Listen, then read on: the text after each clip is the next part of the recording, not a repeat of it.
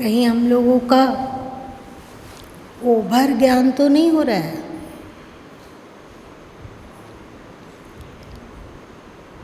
नित्य प्रतिदिन ज्ञान की चर्चा सुनना,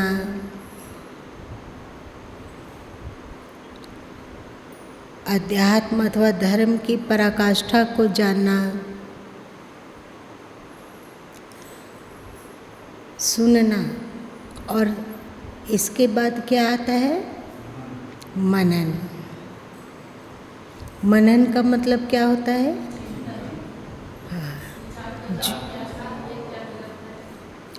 क्या हमने सुना, क्या हमने सुना, कितना हम उसे धारण कर पा रहे हैं, कितना वो हमारे जीवन में प्रकाशित हो पा रहा है।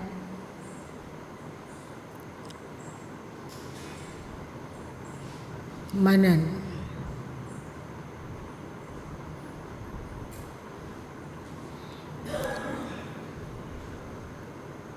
मनन किसके द्वारा होता है? मन के द्वारा। और सद्गुरु कबीर साहब इस मन के लिए कहते हैं, हे मन चंचल, हे मन चोर, हे मन सुठ ठगार। तो ठग मन के आलोक में हम उसी मन को देखना चाहेंगे तो मन छल नहीं करेगा। जो उसमें अवगुण है उसको वो छुपाएगा नहीं। क्या अभी हम लोगों को सबसे ज़्यादा प्रेम अपने शरीर से है, इसको माने या नहीं माने। सेकंड में सबसे ज़्यादा प्रेम हम लोगों का मन में है, और मन एक नंबर का चालबाज है। हम इस मन के द्वारा मनन करेंगे कि हमारे भीतर, हमारे मन में क्या कमजोरी है, हम सत्संग को कितना जीवन में उतार पाए, कितना नहीं उतार पाए, कितना अध्यात्म को अपने व्यवहार में ला पाए, कितना नहीं ला पाए। तो बहुत संभावना है कि मन जो दृश्य प्रस्तुत करेगा वो गलत होगा। बहुत अधिक संभावना है कि मन अपने में सभी गुण दिखा देगा। थोड़ी देर पहले गुरु माँ सोच रहे थे कि दूसरे का दोष और अपना गुण मानव स्वाभाविक ही देखता है अथवा देख पाता है। उसकी दृष्टि इतनी उलझी हुई है अथवा उसका मन इतना उलझा हुआ है कि उसे दूसरे में दोष ही दोष दिखता है और अपने में गुण ही गुण दिखता है।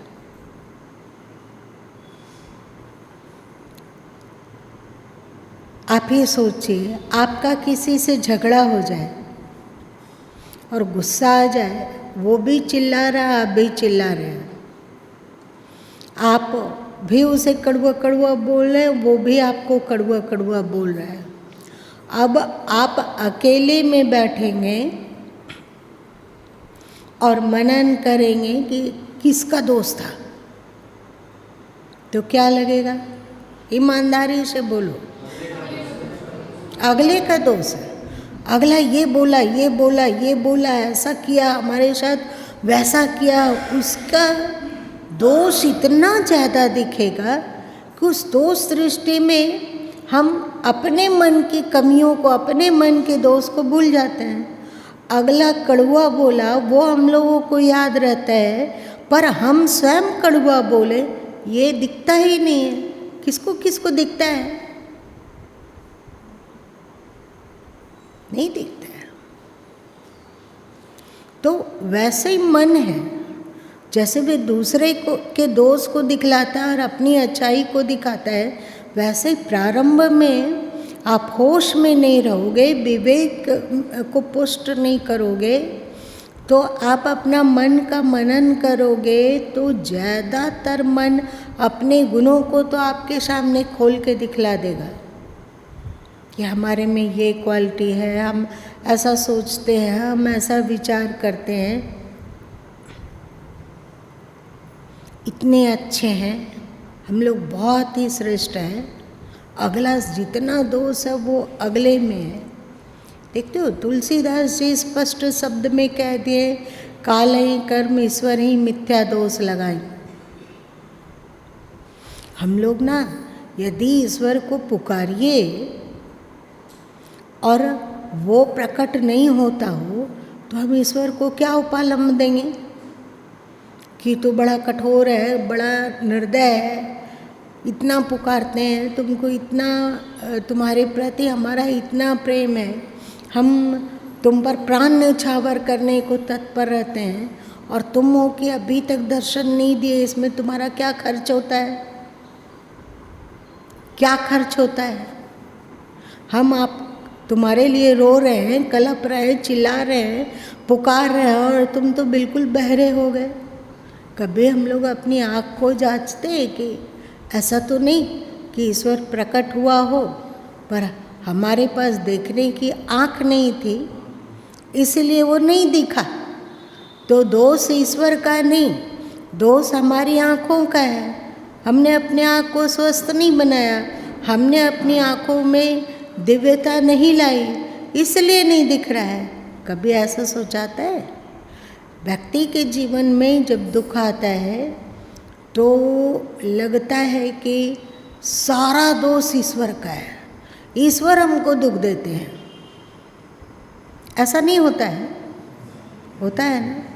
ईश्वर नहीं देते हैं हमें सुख, ईश्वर हमसे दुश्मनी करते हैं, ईश्वर हमें केवल दुख ही दुख दिए, ईश्वर हमारे जीवन में प्रतिकूलता ही प्रतिकूलता लाए। हम उन्हें इतना प्रेम किए, इतना पुकारे, इतना उनका भजन करते हैं, रोज व्रत करते हैं। कोई भी ऐसा व्रत नहीं है जो कि छोड़ते हैं। नित्य प्रतिदिन भगवान का नाम लेते हैं, उनके नाम का जो भी पाठ है वो हम करते हैं, फिर भी ईश्वर हमको दुख देता है ही नहीं ईश्वर, है ही नहीं। यदि ईश्वर रहता, यदि ईश्वर है तो वो बहरा है और अंधा है और थोड़ा थोड़ा पागल है, उसको पता नहीं चलता है, सूझता नहीं है, दिखता नहीं है, समझ में नहीं आता है कि हम उसके भक्त हैं, उसका कर्तव्य है कि हमें सुख दे। बहुत सारे लोग ईश्वर भक्ति छोड़ देते हैं। हम नहीं मानते हैं ईश्वर को। क्यों नहीं मानते हैं? तो अमुक समय प्रार्थना किए थे और वो नहीं सुना था, इसलिए नहीं मानते हैं।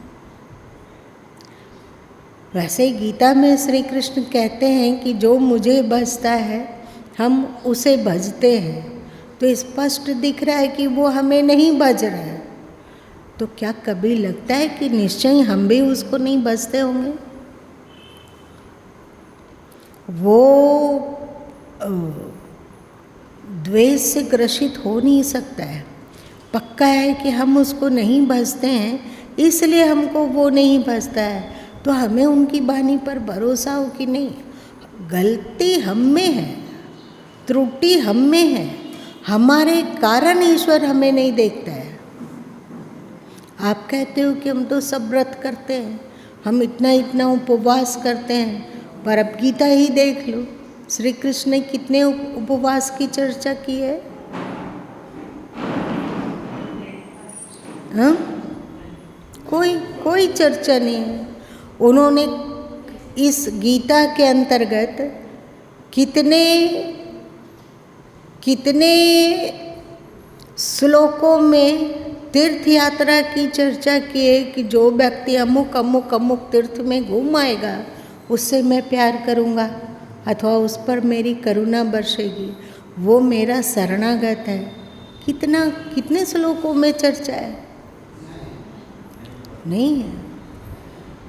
हम लोग जो आज कर रहे हैं वो श्री कृष्ण ने पूरी गीता में कहीं नहीं कहा, और हम ईश्वर सत्ता को प्रसन्न करना चाह रहे हैं।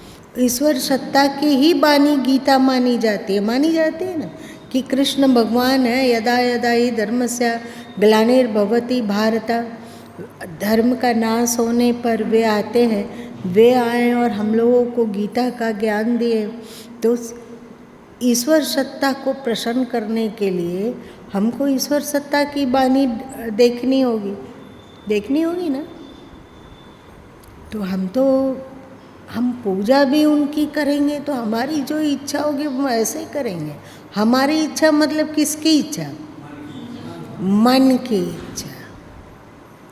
हम लोगों के जीवन में मन इतना सगा हो गया है, इतना सगा हो गया है कि हम लोग को अपना माँ बाप भी माँ बाप नहीं दिखता है। लगता है कि हमारा मन ही हमारा माँ बाप है। हम लोगों को गुरु अपने नहीं दिखते हैं, लगता है कि हमारा मन ही हमारा गुरु है। हम जो करेंगे अपने मन से। तो ऐसे समय में आप मनन करोगे तो बहुत अधिक संभव है कि मन अपने गुणों का पिटारा खोल देगा कि ये है हमारे में, ये है, पर अपने अवगुण को छिपा लेगा। मन ऐसा धोखेबाज है कि वो सब पर संदेह सिखा देता है। ईश्वर पर संदेह सिखा देगा, गुरु पर संदेह सिखा देगा, धर्म पे संदेह करवा देगा, पर मन पर संदेह करना ये दुर्लभ है। मन पर संदेह कैसे किया जाता है, कौन बताएगा? मन पर संदेह कैसे होता है?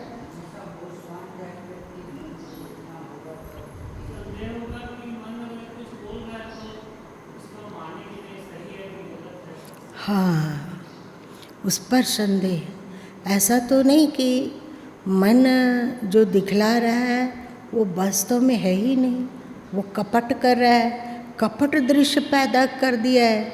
जैसे सीता का हरण हुआ, कैसे? असुर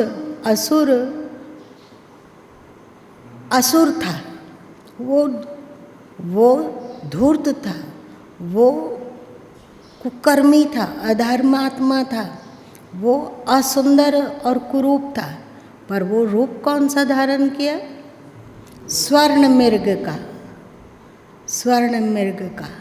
और सीता जी वहाँ पे धोखा खा गई, नहीं पहचान सकी। तो हम लोगों का मन ना स्वर्ण मृग बन के आता है और लगता है कि नहीं,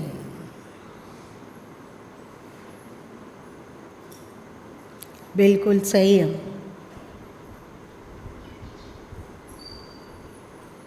कल कोई माँ आई थी तो उसे हमने कहा कि वो अपने बच्चे पर ध्यान दे। उसे बहुत गुस्सा आता है, धीरे धीरे करके उसको बताते हुए, समझाते हुए, प्यार देते हुए क्रोध मुक्त करने की कोशिश करो। अभी से बच्चा है वो। तो वो उस बच्चे को उसकी माँ बोली, तो बच्चा बोला कि हमें नहीं पता चलता है कि क्रोध आता है, लेकिन गुरु माँ बोल रहे हैं तो जरूर क्रोध आता होगा, परंतु हम पहचान ही नहीं पाते हैं।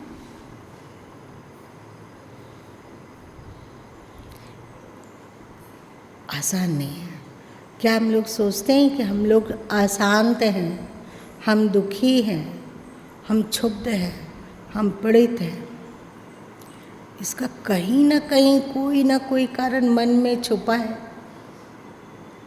हम लोग दुनिया में सबको अपने दुख का कारण मानते हैं, पर दुख का कारण हमारे मन में छिपा रहता है। हम अपने मन को तो टटोलते नहीं, हम अपने मन को देखते नहीं हैं और पूरा दुनिया को ढूंढ लेते हैं कि वहाँ दुख का मेरा कारण है, वहाँ दुख का कारण है, वहाँ दुख का कारण है, वहाँ दुख का कारण है। लेकिन उन सब दुखों के कारणों को दूर कर देते हैं, पर हमारे भीतर, हमारे मन में जो दुख का कारण छिपा हुआ है वो तो छिपा हुआ है। हम कभी सोच भी नहीं सकते हैं कि हमारे दुख का कारण हमारा ही मन है। बाहर के दुनिया वाले ना हमें सुख देते हैं ना हमें दुख देते हैं। सुख और दुख का कारण हमारे मन में छुपा हुआ है। यदि हम शांत हैं तो पक्का है कि हम लोगों का मन अब संतुलित होता जा रहा है। यदि हम अशांत रहते हैं तो इसका मतलब है कि अभी हमारे मन में कहीं न कहीं अज्ञान और बेवकूफ़ी छुपा हुआ है, कहीं न कहीं है। यदि हम दुखी हैं तो इसका कारण हमारे मन में छुपा है।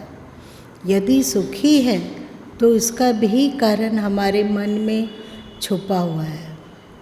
इसलिए पतंजलि जी जब योग की चर्चा करने लग गए तो वे मन पर बहुत जोर दिए। और सदगुरु कबीर साहब देख लो, मन को अंक साखी ग्रंथ में कितना कुछ लिखा हुआ है, बहुत कुछ लिखा हुआ है। सदगुरु कबीर साहब तो यहाँ तक कहते हैं कि मन को मृतक देखकर मत मानो विश्वास, साधु तहाँ लो भय करे जब लग पिंजर सांस। मन को मरा हुआ देखकर कि नहीं अब मेरा मन बहुत अच्छा है, इस पर विश्वास मत करो। ये अंतिम श्वास तक पे पटकने का जुगाड़ बिठाते रहता है। ये मन हमेशा हमारे ऊपर राज्य करना चाहता है, तो वो अपना दुश्मन स्वयं कैसे बनेगा? आसान है क्या? अब ऐसे में जब मन पर भरोसा नहीं है, मन जो दिखला रहा है वो सही है कि गलत है, इस पर हमें नहीं भरोसा है, और मन में अच्छाई विकसित हो रही है कि बुराई अपना राज्य फैला रही है, ये भी हम लोग को नहीं दिखता। अब हम लोग क्या करें? अब कहाँ जाएं? तो फिर संत सदगुरु कहेंगे कि बच्चा ऐसा कर, तू या तो ईश्वर के प्रेम में पड़ जा अथवा किसी संत और सदगुरु से प्रेम मतलब भक्ति करने में जुट जा। अब जब प्रेम हो जाता है, ईश्वर से प्रेम हो अथवा किसी सदगुरु से प्रेम हो, तो क्या होगा? प्रेम का मतलब क्या होता है? हम अगले को सुखी देखना चाहते हैं।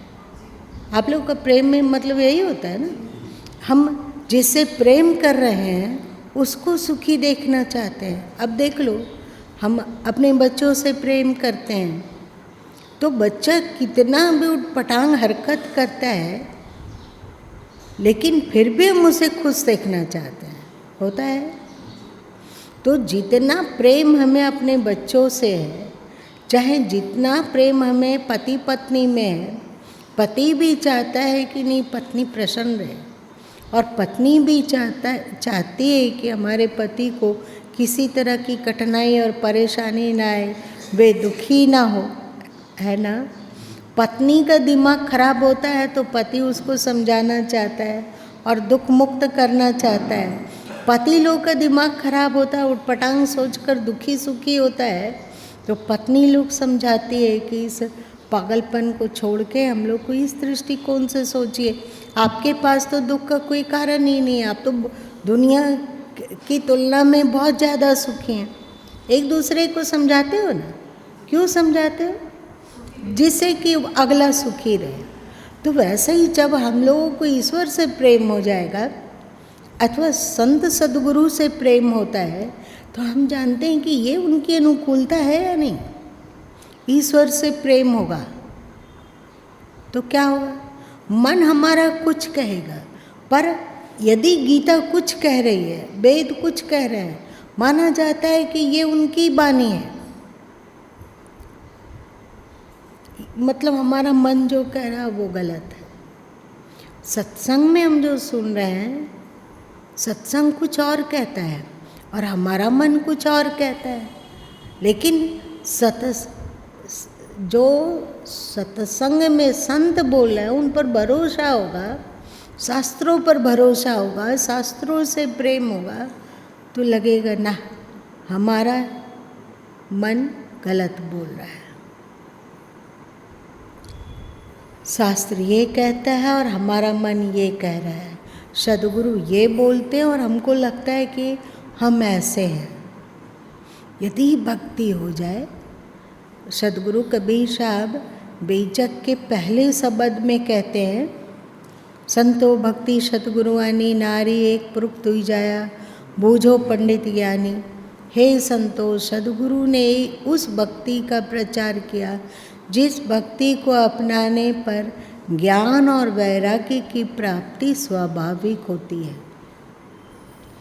आपके भीतर जितना ज्ञान और वैराग्य का विकास हो पाया हो, आप जानो कि आपके भीतर उतनी ही भक्ति है। यदि आपके भीतर ज्ञान और वैराग्य में अभी भी कमी दिखती है, तो जानो कि अभी आपके भीतर जितना भक्ति होना चाहिए नहीं है। कितनी सरल व्याख्या है। हम लोग को लगता है कि हम लोगों में भक्ति बहुत है, पर यदि भक्ति है, श्रीमद् भगवत पुराण में भी ये कहा गया कि जहाँ माँ भक्ति है वहाँ पर उसके दोनों पुत्र ज्ञान और वैराग्य अवश्य रहते हैं। ज्ञान और वैराग्य के विहीन भक्ति हो ही नहीं सकती है, और ज्ञान और वैराग्य भक्ति के बिना संभव नहीं है। दोनों का अनुनाश्रय संबंध है, दोनों आपस में गुथे हुए हैं। आपके भीतर भक्ति बढ़ती जाएगी तो आपके भीतर ज्ञान और वैराग्य का भी प्रकाश फैलता जाएगा। ज्ञान मतलब समझ, समझ मतलब विवेक, ये श्रेष्ठ है, ये अश्रेष्ठ है। अब हम भक्ति का चश्मा पहनकर मन को देखेंगे। आप ही देखो, गीता का पूरा आपने सुना है और आप सब 7 खंड गीता पढ़ चुके हैं। उसमें श्री कृष्ण कहते गए, धीरे धीरे धीरे करके अर्जुन बहुत तर्क वितर्क किया। तर्क वितर्क तो किया, पर कृष्ण को छोड़ के भाग नहीं गया। ऐसा नहीं कि श्री कृष्ण हमें कुछ का कुछ बता रहे हैं और मैं ये सब नहीं चाहता। कृष्ण तो सही बोल ही नहीं रहे। वो तर्क किया, 1000 प्रश्न किया, पर उनके अंदर में श्री कृष्ण के प्रति भक्ति बिल्कुल अधिरोपित थी, है ना। श्री कृष्ण के प्रति भक्ति अधिरोपित थी। हम लोग भक्ति का मतलब क्या समझते हैं, इसको तो पहले हम लोग व्याख्यायित कर ही लेना चाहिए। भक्ति का मतलब हम लोग क्या समझते हैं? भक्ति का मतलब होता है कि हम जो भगवान को कहें वो सब मानते जाएं। हमने भगवान को कहा कि इसको खाओ, तो भक्ति का मतलब है कि भगवान चुपचाप उसको खा ले। हमने भगवान को कहा कि उठो, तो भगवान आज्ञाकारी की तरह उठ के खड़ा हो जाए। हम लोग इसको भक्ति समझते हैं। क्या कभी हमने सोचा कि भक्ति का तात्पर्य होता है इष्ट के इशारों पे नाचना? हम इष्ट को अपने इशारे पे नचाना चाहते हैं। मन व्याख्या करता है कि भक्ति का मतलब ये होता है, भक्ति का मतलब ये होता है। भक्ति का मतलब है कि हम उनको भोग लगाते हैं, वो उसको चुपचाप स्वीकार कर लें।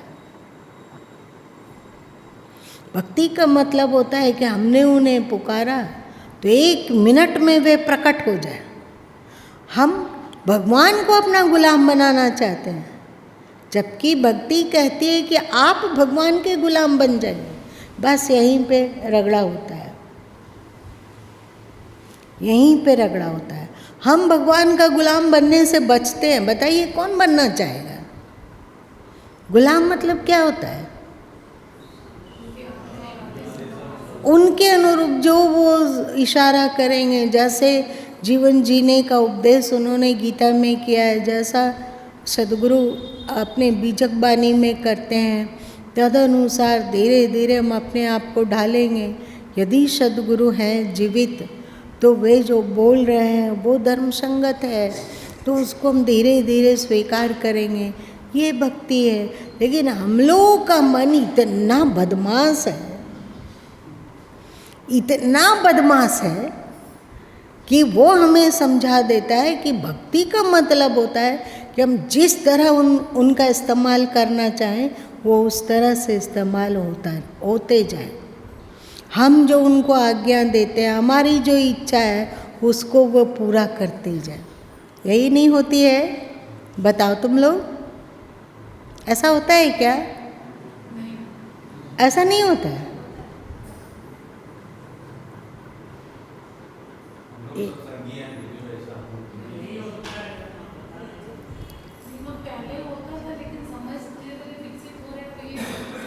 हाँ, तो यदि ऐसा है कि अब हम उनके गुलाम बनने को रेडी हैं, तैयार हैं, थोड़ा कठिन है। प्रभु से कहो कि प्रभु हमारी योग्यता और क्षमता देखकर ही हमें आज्ञा देना, लेकिन लक्ष्य तो रखना होगा ना कि हम उनके प्रति इतने समर्पित हो जाएं।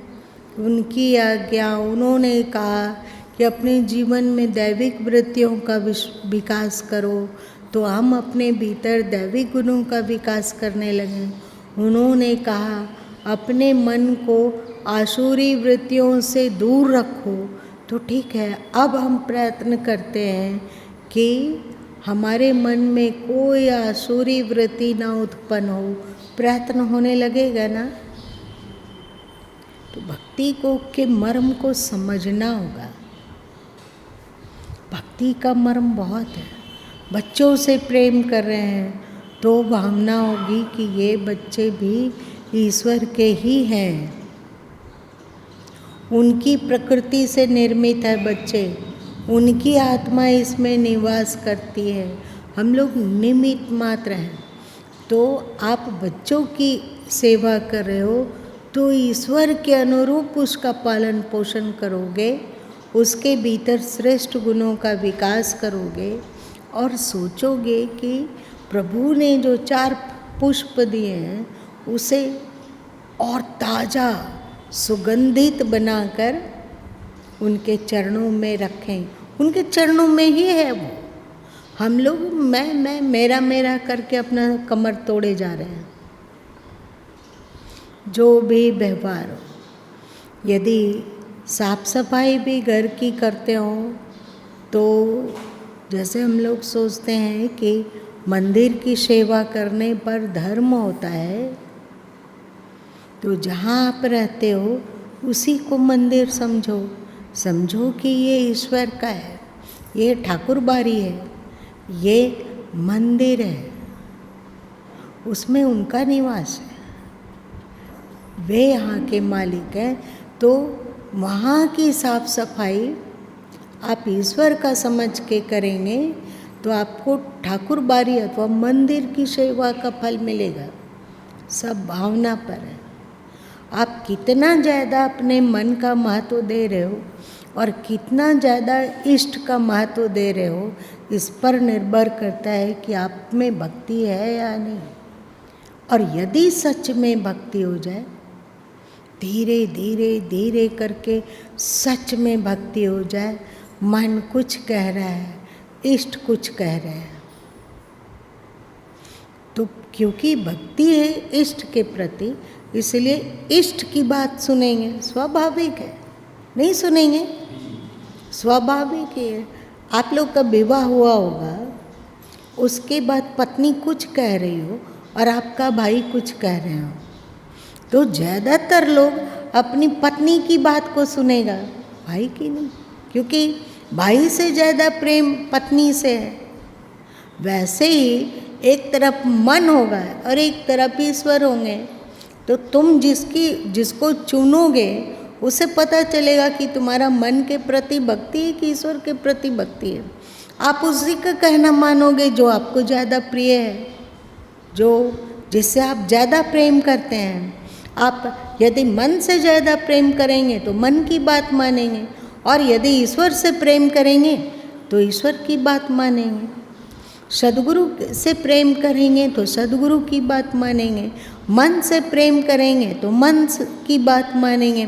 और जब तक मन की बात को मानते रहें, मानते रहें, मानते रहें, मानते रहें, मानते रहें, तब तक ज्ञान और वैराग्य हम लोगों में विकसित हो ही नहीं सकता है।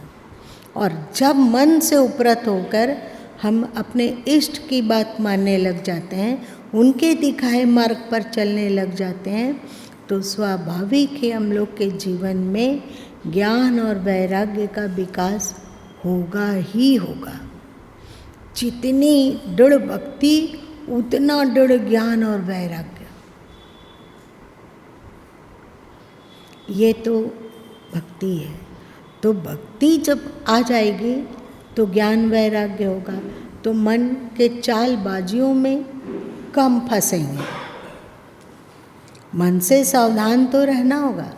अब लगता है कि नहीं हमारे में भक्ति आ गई, ये भी बात बता कौन रहा है?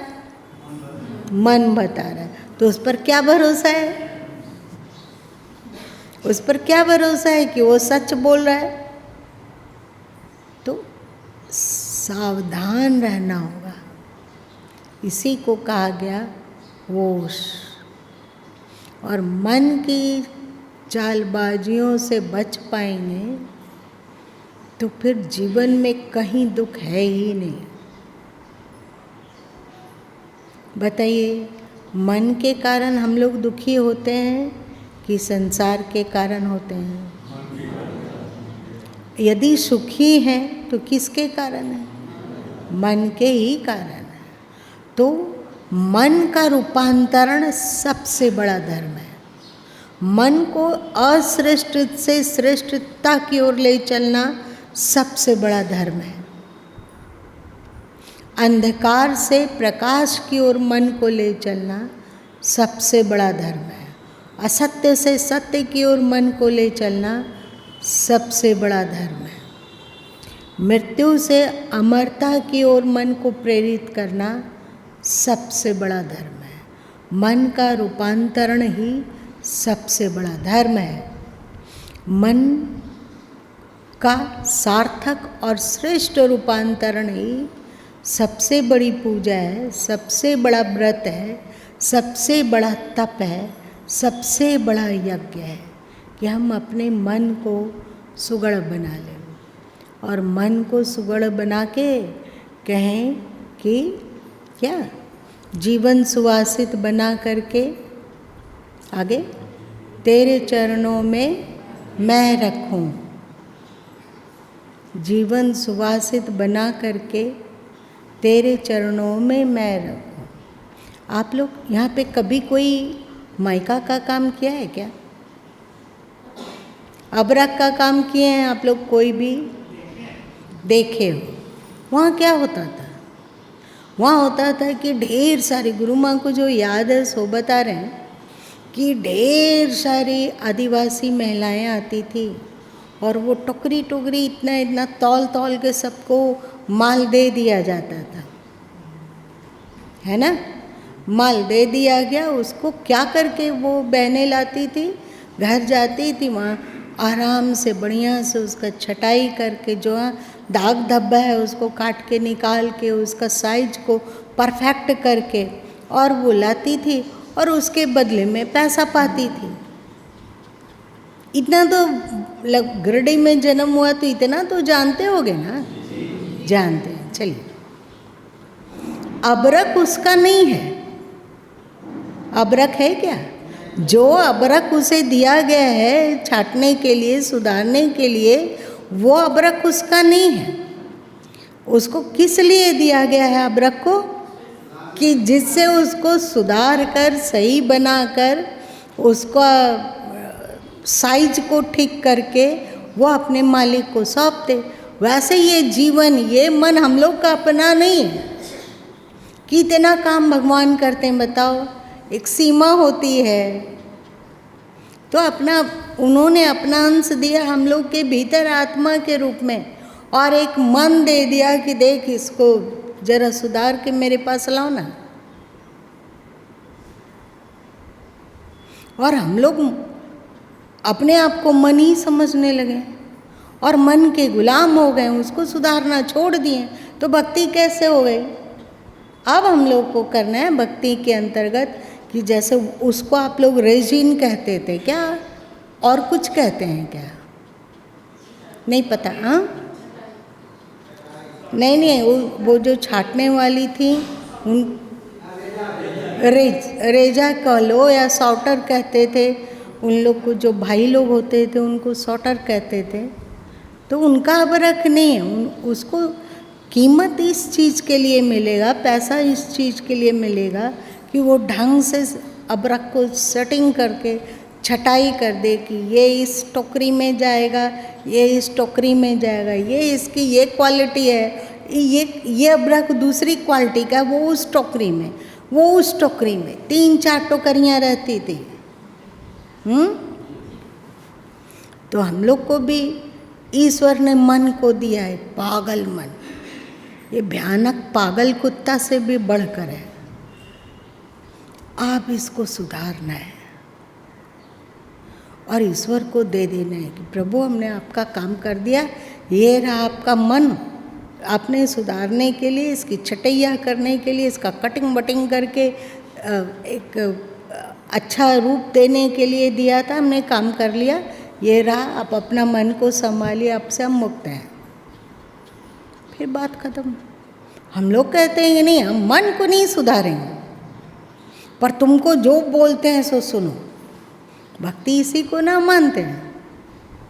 और देख लो, गीता में हो या बीजक में हो या साखी ग्रंथ में हो या छंद बानी में हो या उपनिषदों में है, सारा खेल मन का है। अगर मन का छटैया ठीक से कर सको, मन का रूपांतरण कर सको, तो आप बोलोगे कि मन गोरख मन गोविंदा, मन ही औगड़ होए, जो मन राखे जतन करी, घट उजियारा होए, ऐसा आप बोलोगे। और जब आपका मन अश्रेष्ठ रहेगा तो आप बोलोगे, ई मन चंचल, ई मन चोर, ई मन सुठगार, मन मन करत सुर नर मुनि जहड़े, मन के लच द्वार, ऐसा आप कहोगे। तो भक्ति की शुरुआत करते हैं उनकी आज्ञा पालन से। सबसे पहला आज्ञा है कि हम लोग अपने मन को सुगढ़ बना लें। मन से हम अलग हैं, याद रखिएगा। वो सॉर्टर लोग व रेजा लोग जो होती थी, क्या वो अबरख ही होती थी या अबरख से अलग होती थी? अबरख से अलग। वैसे ही मन से हम अलग हैं। बस इस मन पर इसीलिए कार्य कर रहे हैं कि अकेले मालिक अगर चाहे कि सारा अबरख को मालिक ही छटैया करेगा और कटिंग बटिंग करके उसको सुगढ़ बनाएगा, तो मालिक कर पाएगा? तो वो भी ईश्वर इतने मन को अकेले कैसे सुगढ़ बना पाएंगे?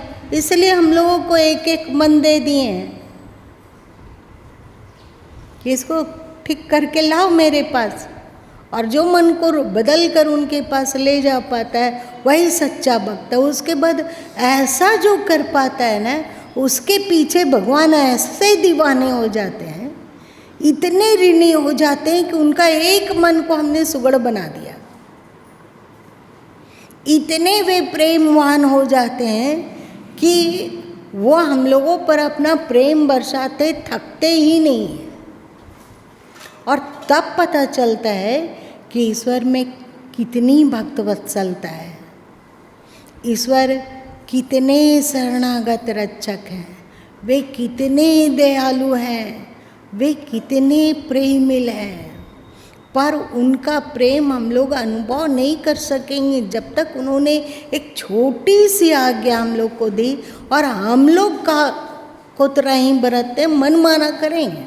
हम आपके ऐसे पूजा करें, आपका ऐसा उपवास किए, ये व्रत किया, वो तप किया, वो यज्ञ किया, ऐसा तीर्थ में घूमे, वहाँ पानी में डुबकी लगाएं, गंगा में गए, यमुना में गए, संगम में डुबकी लगाए हैं तो भी तुम हमारी कुछ नहीं सुनते हो। वो तुमको थोड़ी बोले थे कि संगम में डुबकी लगा के आओ। वे तो बोले कि लो ये मन है, इसकी जिम्मेवारी तेरी, तू इसको सुगढ़ बना ले। और सोचो यदि हम लोग मन सुगढ़ बना लें, मन का रूपांतरण कर लें, तो हम लोग ईश्वर की दयालुता और भक्त वत्सलता देख पाएंगे या नहीं?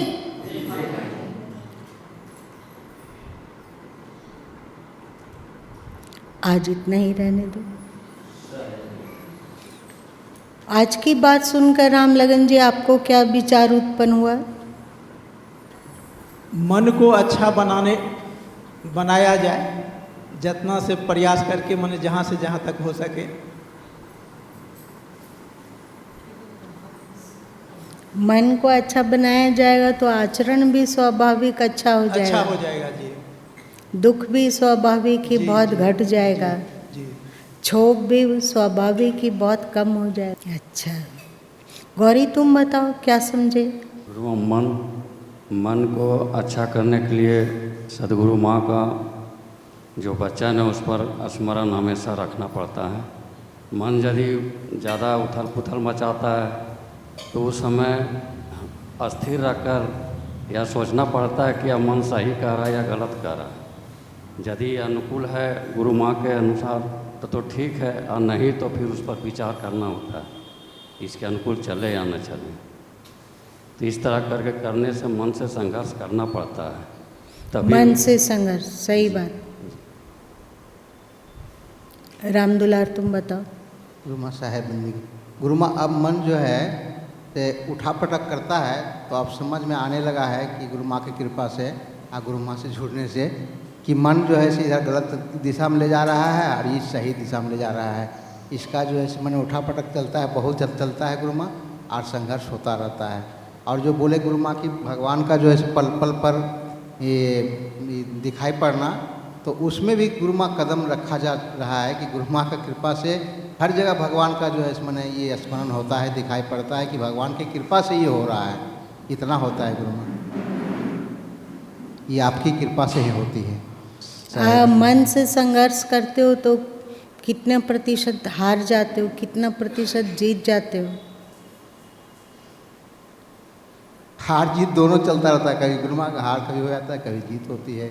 हार जीत चलता ही रहता है। किशोर जी, आप बताइए। साहिबंदी, गुरु माँ के द्वारा अभी जो संदेश हम लोग सुने उसमें मन पर कहा गया, मन सुख दुख का कारण हम स्वयं हैं। मन बहुत चंचल होता है और मन बहुत शैतान है, जो वो बहुत हमें दौड़ाता है मन। और मन को भी हमको पीछा करना होगा कि जितना तुम भागोगे उतना पीछे हम तुमको भी पीछा करेंगे, क्योंकि तुम्हारे वंश में हम नहीं आने का प्रयास करेंगे। और गुरु माँ भी मायका के बारे में एक उदाहरण देकर समझाए थे। उसमें क्या होता है कि जो महिलाएं लोग बैठी हुई रहती हैं मायका में, टोकरी का एग्जाम्पल देखे, उसमें मायका का जो प्लेट होता है, उसका मायका का जो, उसमें नोखीले चाकू से परत दर परत उसको निकाला जाता है, कहीं उसमें दाग धब्बा नहीं हो, बिल्कुल स्वच्छ साफ। और कटिंग भी उसी हिसाब से इसको करना है ताकि उसका काम उस कटिंग में आ जाए। उसी तरह से हम लोग को भी अपने मन को उसी तरह से परत दर परत उसको निकालना पड़ेगा कि हमारे अंदर में कितनी बड़ी गलतियां हैं, क्या कमजोरी है, क्या राग है, क्या द्वेष है, वो सबसे हम लोग को निकलना होगा। और दूसरी बात है कि मन को कंट्रोल करने के लिए शायद दो ही बात हमको समझ में आता है। एक तो सत्संग में जो गुरु माँ हम लोग को जो आदेश और जो उपदेश देते हैं उसको हम लोग मन में बहुत कंट्रोल करने का प्रयास होता है। और बहुत कुछ हमको लगता है कि पहले का जो मन हम लोग का था सत्संग नहीं जुड़ने से पहले और अभी का मन में बहुत अंतर हो गया सर गुरु माँ। ये तो बहुत कीमती बात है, हम लोग को तो ताली बजाना। और आध्यात्मिक की ओर जब हम सब प्रवेश करेंगे तो मन को भी लगेगा कि ये मेरा बात अब कुछ सुनने वाला ही नहीं है, ये अभी दूसरा मार्ग पकड़ लिया है। और भगवान ईश्वर के प्रति गुरु माँ जो बताया है कि ईश्वर के पास हम जाते हैं तो हमको ये चाहिए वो चाहिए वो चाहिए, और भगवान सुन नहीं रहे हैं। लेकिन मेरा मानना है कि भगवान से हम कुछ मांगे नहीं, भगवान से सिर्फ यही कहेंगे गुरु भगवान ईश्वर की सृष्टि तो आपका किया हुआ है, जैसे भी रखो, जिस हाल में रखो, जिस रूप में रखो, आपके सिवा मेरा कोई नहीं है। बस सांस चलते रहे और आपका ध्यान हम आपके ऊपर मेरा बना रहे। और जन्म तो आपने ही दिया है और जैसे भी रखना है आपको रखना है। और यही है कि गलत हमसे कुछ हो नहीं पाए, जो सेवा का मौका मिले वाणी से लोगों का हम कर सकें, शरीर से कर सकें, और संत महात्मा का जो आदेश मिल पाए वही हमारे लिए सब कुछ, इस जन्म धरती में बहुत कुछ कर पाए। बहुत अच्छा। आप सबों को लगता है कि सत्संग में आने के बाद हम लोग के मन की क्वालिटी में बहुत सुधार आया है? अच्छा, आप बताइए फौजी जी कि क्या समझे उपदेश में? वैसे तो मन के बारे में आज कोई नया सत्संग गुरुदेव जी का नहीं हुआ है, पहले भी मन के बारे में बार बार जो है ना बताया जा रहा है। और अध्यात्म में आगे बढ़ने के लिए मन पर ही विजय सबसे पहली चीज़ है। जब तक मन पर हम लोग नहीं कंट्रोल करेंगे या मन में सुधार नहीं करेंगे तब तक अध्यात्म में एक कदम भी आगे नहीं बढ़ सकते हैं। लेकिन हमने जो अनुभव किया कि जैसा गुरुदेव जी होश की बात करते हैं, जब तो हम होश में रहते हैं तब तो हम मन को देख पाते हैं, उसकी चाल को समझ पाते हैं, चालबाज को। लेकिन जब बेहोशी में होते हैं ना तो फिर मन जो अपना ही चला जाता है, ऐसा मैंने अनुभव किया है। और सत्संग तो इतनी बड़ी चीज़ है, जैसे कि बैटरी को डिस्चार्ज होता है ना, चार्ज में लगाते हैं, तो हम लोग कभी इसके लिए उबाऊ हमने जैसा महसूस किया है कि सत्संग चाहे कितना लंबा चले, कभी उबाऊ जो है महसूस नहीं किया गया है। इतना आनंद, इतना आह्लादित होता है कि लगता है बस उसकी शब्दों में व्याख्या मैं नहीं कर सकता हूँ। और जब भी मैं अकेला रहता हूँ, जब भी ऐसा महसूस करता हूँ मेरी बैटरी डिस्चार्ज हो रही है, फट से भाग करके फिर इधर ही आ जाता हूँ, चाहे सुबह हो शाम हो कभी हो, तो फिर थोड़ा सा चार्ज होकर फिर चले जाते हैं। लेकिन होश जितना गुरुदेव जी बोल रहे हैं उतना नहीं रख पाते हैं। और जब होश में रहते हैं मन की चालबाज सब समझ में आता है, तब तो मन जो है नहीं ठग पाता है। लेकिन जैसे बेहोश होते हैं मन ठग लेता है, ऐसा मेरा अनुभव है गुरुदेव जी। साहेब बंदगी, साहेब बंदगी, साहेब बंदगी। आज के उपदेश में सदगुरु माँ ने मन 5 ज्ञानेंद्रियों 5 कर्मेंद्रियों के विषयों पर ही सवारी हो के हम लोगों से सारे कार्य कराते हैं, और मन के द्वारा ही विचार उत्पन्न होता है। तो उन मन में ज्यों ही विचार आता है त्यों ही अगर शुभ और श्रेष्ठ का समझ के द्वारा उसको अंकुश लगाते हैं तो वह तुरंत वहाँ से हम कर्म क्षेत्र में सही दिशा में जा पाते हैं। तो विचार उठने के साथ साथ ही मन पर होश का चाबुक जब लगेगा तभी थोड़ा सा सुधार दिखने लगता है। यह गुरु माँ के हर बात को होश होश होश, तो जब तक होश में नहीं रहेंगे तब तक मन के कार्य को देख ही नहीं पाएंगे। तो होश की कड़ी को हमेशा रखते हुए मन पर और विवेक का अंकुश, ताकि वह ज्यों ही गलत दिशा में जाए त्यों ही उसको रोका जा सकता है। तो यह गुरु माँ के उपदेश द्वारा सुनते सुनते सुनते यही समझ में आया कि मन पर श्रेष्ठ श्रेष्ठ की ओर जब तक विभाजन नहीं कर पाएंगे तब तक मन के द्वारा जो लाभ लेना चाहिए हम उससे कार्य नहीं ले पाएंगे। यही समझ में आया गुरु माँ। बहुत अच्छा। धीरे धीरे मन का रूपांतरण शुरू करें, और हम लोग कर रहे हैं, ऐसा नहीं कि नहीं कर रहे हैं। मन पर जो सदगुरु कबीर साहब ने कहा ना कि मत मानो विश्वास, हमेशा इस बात को याद रखना।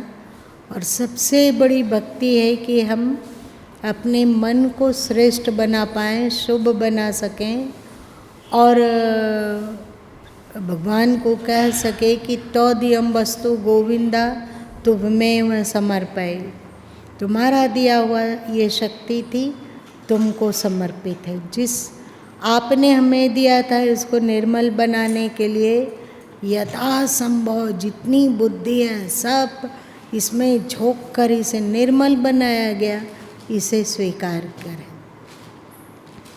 तब हो जाएगा कि सर्वधर्मान परित्यज्य मामेकम शरणं व्रज, उनकी आज्ञा का पालन।